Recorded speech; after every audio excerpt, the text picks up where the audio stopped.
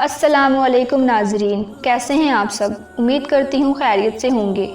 ناظرین، کائنات کی وسعتوں تک پہنچنے کی جستجو میں مصروف انسان آج تک نظام کائنات کے بارے میں طرح طرح کے مفروضے قائم کرتا ہے اور پھر وقت کے ساتھ ساتھ انہیں تبدیل کرتا آیا ہے۔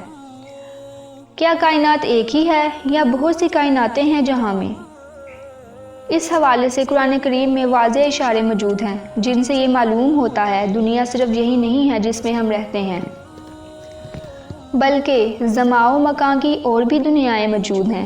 اس حوالے سے آج سائنسدان اسی تھیوری کو سچ ثابت کرنے کی کوشش کر رہے ہیں کہ کیا ہماری دنیا کے سوا اور بھی دنیایں آباد ہیں، وہاں بھی ہمارے جیسے انسان آباد ہیں، یا یوں کہہ لیجئے کہ وہاں بھی کوئی سعودی عرب، مصر کا کوئی میوزیم آباد ہے۔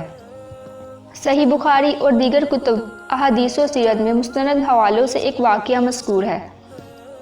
مفسر قرآن حضرت ابن عباس رضی اللہ عنہ کے پاس ایک شخص آیا اور اس نے سورۃ طلاق کی 12ویں آیت اللہ الذی خلق سبع سماوات ومن الارض مثلہن، اللہ وہ ذات ہے جس نے 7 آسمان بنائے اور زمین جیسی زمینیں بھی تخلیق کی تفسیر پوچھی۔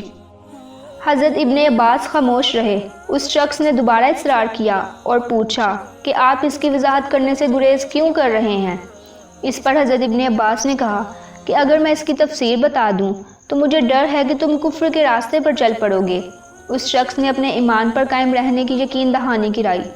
اس پر ابن عباس نے کہا کہ 7 زمینوں سے مراد ہماری زمین جیسی 7 اور زمینیں موجود ہیں۔ ہر زمین پر ہمارے پیغمبر محمد صلی اللہ علیہ وآلہ وسلم کی طرح رسول آئے ہیں۔ حضرت آدم کی طرح وہاں بھی آدم، نوح کی طرح ان زمینوں پر بھی نوح، ابراہیم کی طرح وہاں بھی ابراہیم، اور عیسیٰ کی طرح وہاں بھی عیسیٰ مبعوث ہوئے ہیں۔ روایات کے مطابق سوال پوچھنے والا شخص اپنے ایمان اور اسلام پر قائم رہا اور اس کے بعد اس نے 61 سال مزید زندگی بھی گزاری۔ جو سوال آج سے 1400 سال پہلے حضرت ابن عباس سے قرآن کی ایک آیت کی تفسیر کی بابت پوچھا گیا تھا، آج سائنسدان اس کا جواب سائنسی طریقے سے دریافت کرنے کے لیے سر جوڑ کر بیٹھے ہیں۔ یورپ میں کام کرنے والے یورپ آرگنائزیشن برائے نیوکلیئر ریسرچ نامی ادارے نے کچھ عرصہ قبل کائنات کے وجود کو ثابت کرنے کے لیے 27 کلومیٹر طویل سرنگ میں ہائیڈرون کو باہم ٹکرانے کا تجربہ کیا، جس کے بہت مثبت نتائج سامنے آئے، اور سائنسدان اس نتیجے تک پہنچے کہ کائنات کے وجود کو برقرار رکھنے والا ایک ذرہ ہر کہیں موجود ہے۔ اسی تھیوری کو خدا تعالیٰ کی موجودگی کے معنی میں لیا گیا۔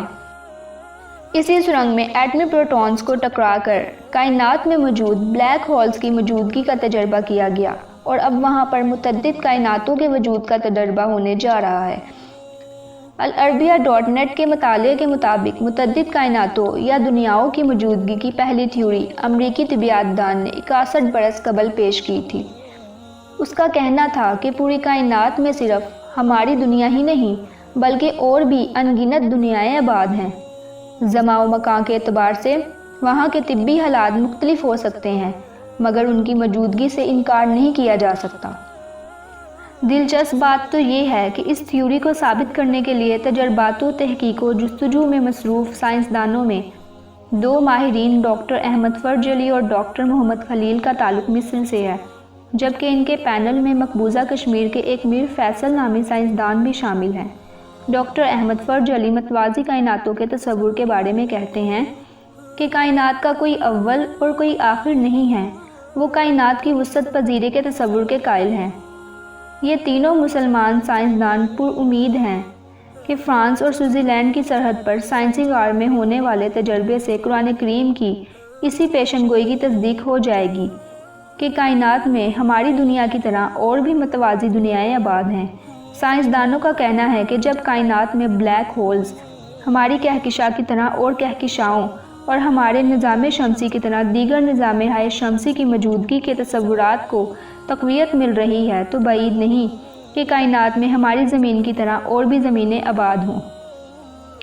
تو ناظرین، آپ کو ویڈیو کیسی لگی ہے؟ اگر آپ کو ویڈیو اچھی لگی ہے تو ہمارے چینل کو سبسکرائب کر لیجئے گا اور ساتھ ہی ساتھ بیل آئیکن کو بھی دبا دیجئے گا۔ اللہ حافظ۔